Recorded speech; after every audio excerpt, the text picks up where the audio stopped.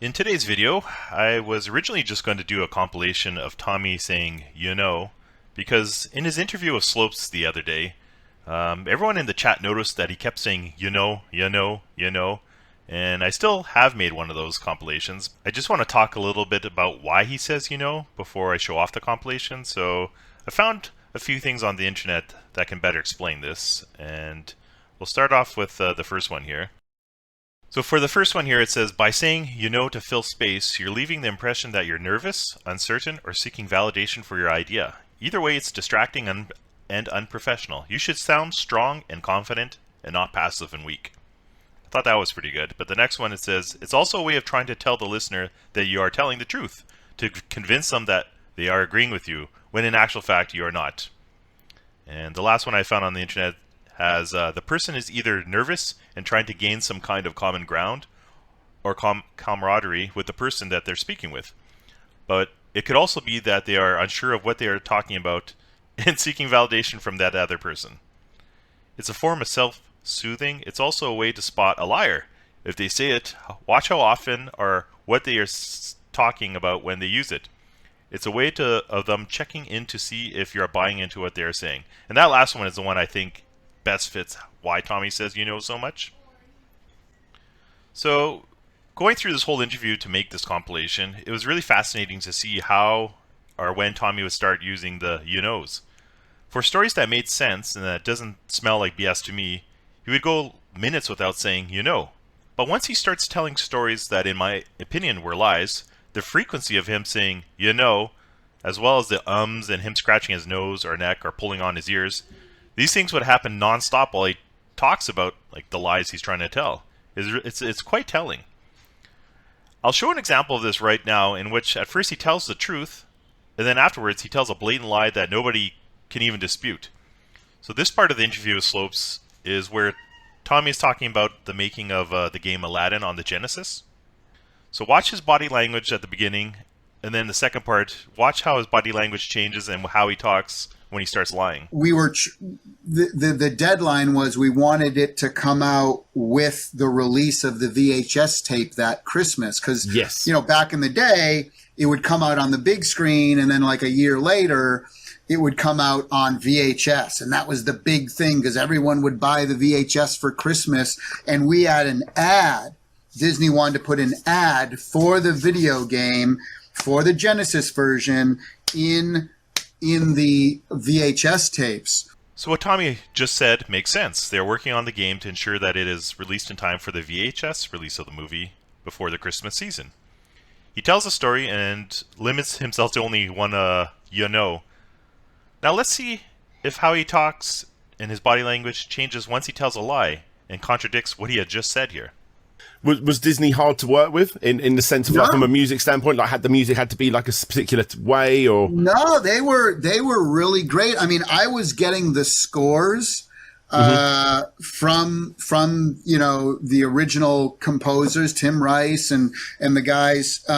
So I would get like their scores. And again, this is we were working on it before the movie was released. So let's be clear on that too. So so we were seeing the film before it was made. We went to the premiere. In fact, all of the people who worked on the game. Notice on how many knows and ums and how he scratches himself before telling this blatant lie. I had to cut down this part because he goes off on tangents. But in the tangents, he goes on about Disney working alongside him and his friends and how Disney loved the game and gave them gifts and how they worked alongside Disney during the production of the movie. This is incorrect. As you can see on the screen here, the movie was released in the theaters originally in November of 1992. The VHS was released in September of 1993, and the Genesis game was released a couple months later in November of 1993.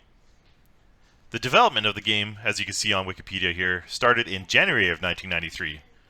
So that first part where Tom's original story makes sense, and it follows along with what the truth would be.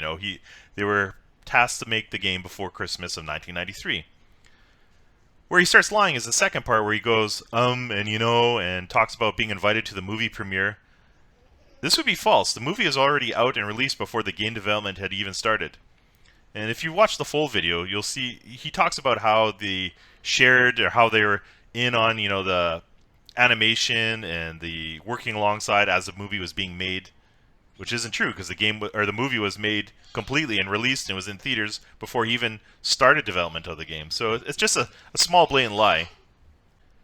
So stories like this and why so many people do not believe anything at all that comes out of Tommy Tallarico's mouth. Here's another fun little clip showing Tommy's brain being unable to process a lie quick enough to answer a basic question. People are asking in the chat, how was it encrypted? Well, that's a silly question.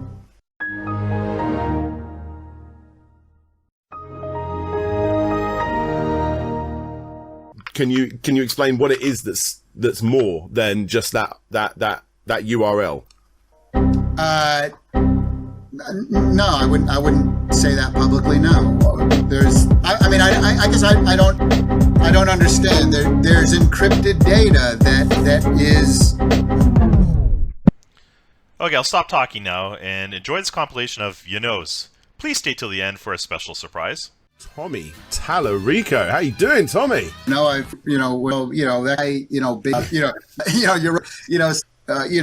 every, because you hate, yes. That's the, to stay, but I mean, what I always say is I say, hey, why do I need to dream? Every day of my life is a dream, but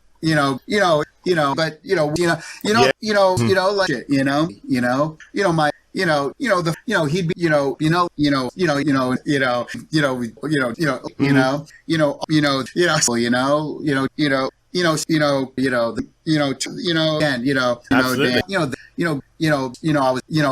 when, step ahead, and,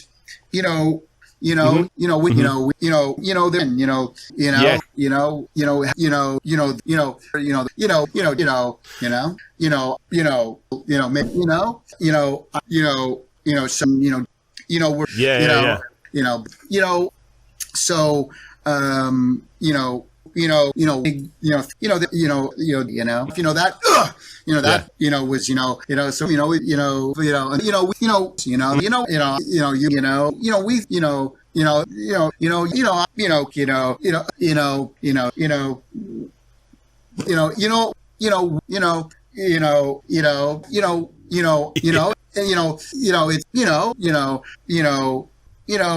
Fisticuffs.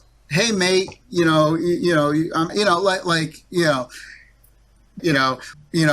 see, he's lying, and so it's, there's, because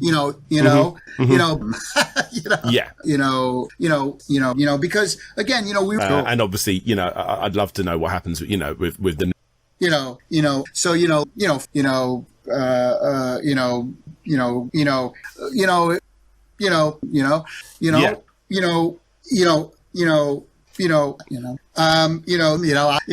don't know what else to say, but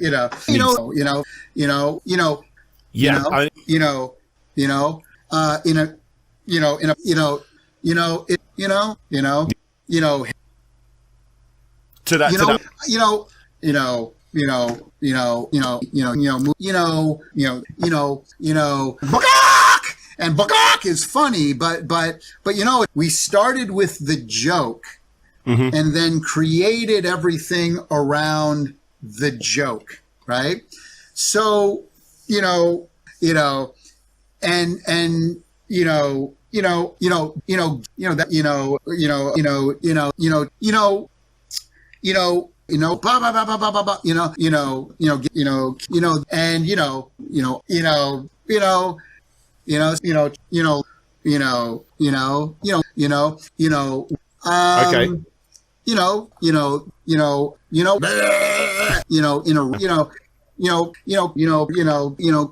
son of a gun,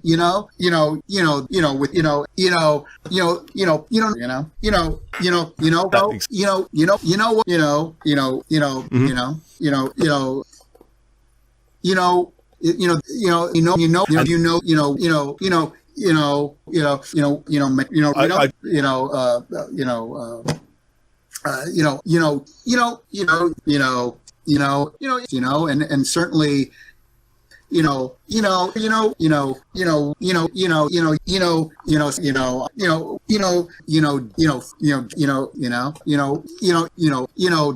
Enough! Do you want my head to explode? In the name of all that is good and decent, no more for today!